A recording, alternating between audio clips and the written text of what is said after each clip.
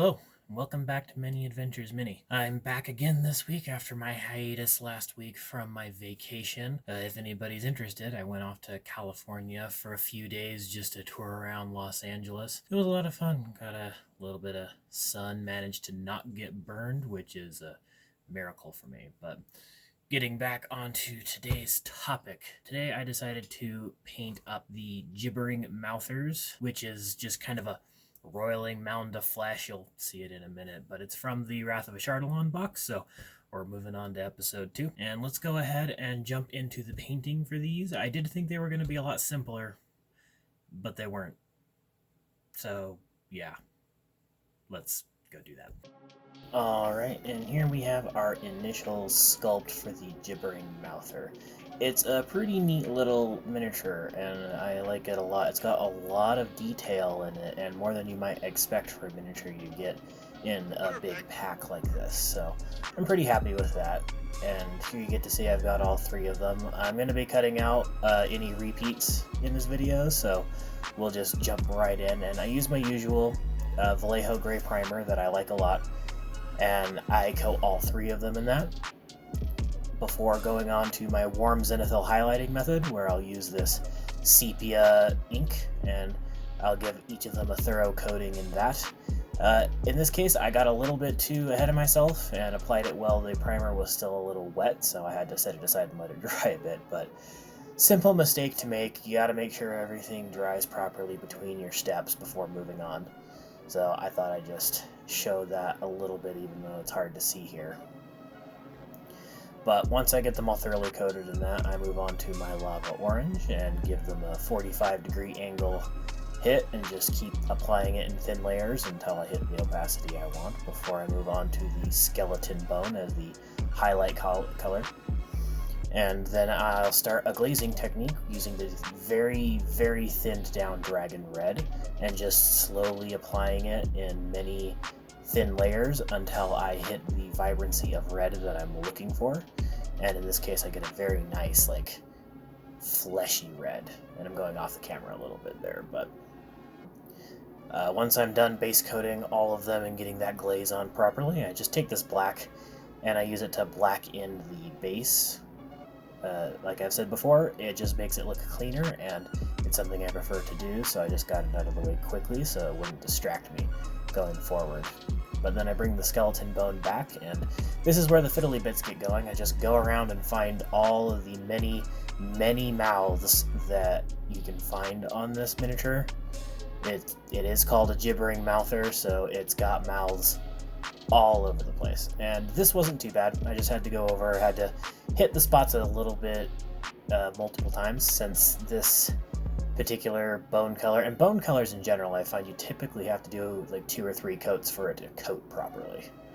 I also needed a little bit more dragon red just to cover up any areas I made some mistakes on, but this honestly didn't take me too long, and I quickly just move on here to a wash step. Before I start doing the eyes, I use this light brown burnt umber just because it works well with the red and will blend well into the recesses here. So I give all of them a thorough coat in that before I use the brush to sponge away some of the thicker pools and make sure that I don't have more than I want around there, but that it's also in all of the crevices that I want it to. And this really does help, along with the zenithal highlighting and glazing, to just give you a lot of dimension without a lot of effort. Then after that, I come back in with my Mummy Robes color. It's my preferred cream color I use for eyes, and this is really where the fiddling gets started. This miniature has a lot of little teeny weeny eyes, and I had to go over each one several times, making sure I didn't miss any. It's possible I still missed some, but I did my best and I went all across the miniature. There's dozens of eyes on this miniature. So this is where brush control really comes in handy. Just a lot of practice, making sure you get the paint where you want it and you don't have to go back and do corrections. It saves you a ton of time in this sort of situation. But once I get all of the eyes colored in with this white, I move on to using the black and I just paint a very basic slit pupil, or at least attempt to slit the pupil in most of them. Some of them I do dots where it makes more sense. I figure for a weird abomination like this, it makes sense for some eyes to be slitted and maybe have a few with just a dot as the pupil, so I wasn't too worried about it.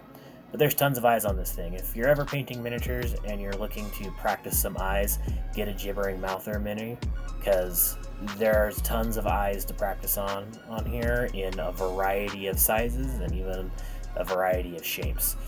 It gives you a lot to work with. And lastly, I decided to use a gloss varnish aside from my normal matte varnish because the shine makes them look wet and slimy when it's done, which was an effect I liked. And we'll move on here to the final images.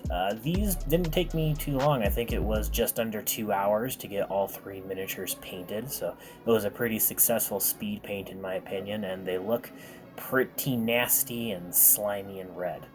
So I'll go ahead and hop back on the camera and give you guys the outro, and I hope you enjoyed this. Alright, well, I hope you guys enjoyed that. I tried to cut out a little bit of the extra fluff since you don't need to see me repeating the same actions like 3 times on each individual miniature. I had a lot of fun painting these. It helped me get back into the swing of things after my brief hiatus last week. I was originally wanting to do something simple in order to ease myself back into it. This definitely was not that, but it ended up being exactly what I needed, so I'm happy for that. If you have any comments, please put them down in the comments section for any sort of feedback you might have. If you want to see more of my videos, please subscribe and hit the notification icon so you're notified whenever one of my videos comes out. And if you like the video, please give it a thumbs up. And with that, I'll see you guys next week.